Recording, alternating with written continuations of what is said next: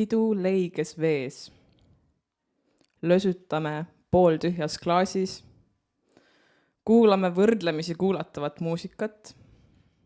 Joome võrdlemisi joodavaid jooke. Ja anname oma parima üksteise seltskonna nautimiseks. Ütled, et minu suhtumine jätab soovida, kui tunnistan, et elu ongi sitt. Sel samal hetkel aga ujub sitt meie kõrvale. Vaatame temaga tõtt. Ning juba ta lahustub vette, mis on tohutult soodne keskkond kõiksugu bakterite ja algloomade pikaajaliseks elutegevuseks.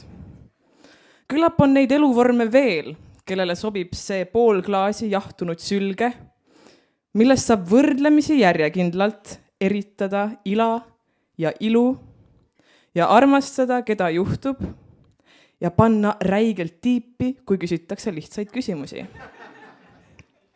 Süüa naturaaltuhaga mustaks värvitud käsitöö vastlakukleid, avastada koos maagilist Helsingit supersoodsate sõbrakuu hindadega, olla ise kihisev tablett reovees kokteili nimeks Around the World või eestindatult Sitaratas. Ta pöörleb siiski ning tema kodaratel on võimalik balansseerida. Pole ime, et kõik läheb kallimaks, sest mida kauem sa elad, seda kauem tuleb balansseerida sitaratta kodaratel. Teeme ära, mitte interested, vaid going. Lahustunud roojas karusselli hobustel pööreldes tahaks neile suhu vaadata, aga viisakusest pöörlen edasi. Ja ostan silmameegi komplekti, sest no äkki läheb vaja. Näeksin vähemalt professionaalne välja sel hetkel, kui kodaratesse lendavad Stixid ja Stonesid, mis breikivad mu bonesid. Oo, hobused! Ütlete, et mu suhtumine jätab soovida, aga vähemalt mina ei pöörle mehhanismile, mis isegi juba pöörleb.